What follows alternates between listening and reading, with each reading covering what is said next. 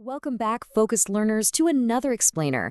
Today, we're taking a really hard look at a dynamic that affects some of the most driven, successful people in the world. Okay, let's dive into this. We're decoding exactly why high achievers burn out. Whether you're a top-tier executive, a straight-A student, or, a relentless entrepreneur constantly pushing the envelope and striving for excellence, you absolutely need to understand the hidden mechanics of your own drive. Have you ever wondered why the people who accomplish the most often end up completely exhausted? It's a painful paradox, isn't it? You'd think highly capable people would just naturally have the most energy, the best systems, and, frankly, the greatest capacity to handle life's demands. But time and time again, we see top performers literally hitting a brick wall, feeling just utterly drained despite these massive lists of accomplishments. To understand exactly why this happens, we're leaning on a fantastic foundational framework today called Switch On Strengths. Their research totally zeroes in on how we discover, activate, and actually thrive using our innate drives in real life. They've nailed down the exact psychological traps that turn our absolute greatest assets, like our strengths and our ambitions, into the very things that totally deplete us. To start fixing this, we first have to dismantle a universally accepted myth. Section 1, the real cause of burnout. Now, what's really interesting about this slide is the contrast between the myth and the reality. Most people think burnout is just a simple math equation, right? Like you worked way too many hours, lifted too many boxes, or stared at a screen for just entirely too long. But that's a total myth. The reality is way more psychological. Burnout actually comes from never feeling like you've done enough. It isn't just about the physical volume of the work. It's that crushing psychological weight of a finish line that honestly doesn't even exist. For high achievers, the goalposts are just constantly moving. Which brings us to Section 2, your brain on productivity. Let's take a quick look under the hood at what's actually going on in the mind of someone with a fierce achievement drive. And this happens so fast in real life. You finish a task and instantly, boom, you're thinking about the next one. There is absolutely no celebration, zero recovery, just more. It's this frantic, never-ending psychological loop. There is no pause button whatsoever. The split second of victory is secured, it's instantly discarded so you can focus on the next mountain to climb. It's a relentless, breathless cycle that gives you absolutely no time to acknowledge what you've actually just done. And this brilliantly illustrates the core issue. Instead of looking back at the end of the day and saying, wow, I accomplished a lot today, the high achiever looks at this massive mountain of output and goes, I still have 5 things left. Why? Well, because they've mistakenly attached their fundamental identity directly to their productivity. If they aren't producing, they feel they aren't valuable. Their entire self-worth is totally tangled up in whatever items are left on that to-do list.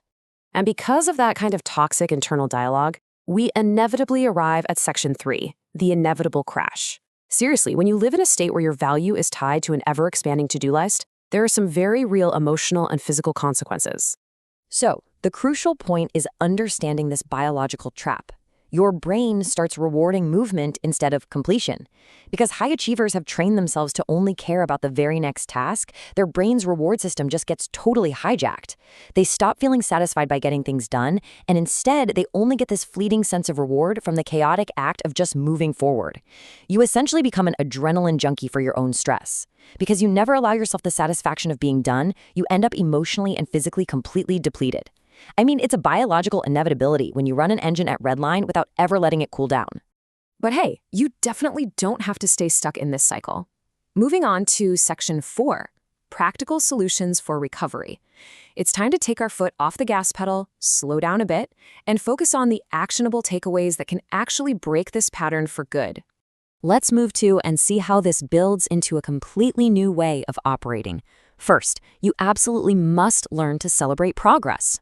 You have to literally force yourself to acknowledge the wins, no matter how small they are, even if it's just finally closing out your email inbox at 5 p.m. You have to retrain your brain to actually enjoy completion. Second, create firm stopping points. You need hard boundaries where work ends, period. And third, and yeah, this is probably the most important one, you have to separate your identity from your output. You are a human being, not a human doing. Your worth is not dictated by the number of tasks you manage to check off in a 24-hour period. Implementing those solutions really requires one final, massive mindset shift. Section 5, redefining rest. This right here is the ultimate key to permanently breaking the high achiever's burnout cycle. Rest is not laziness. It is preparation.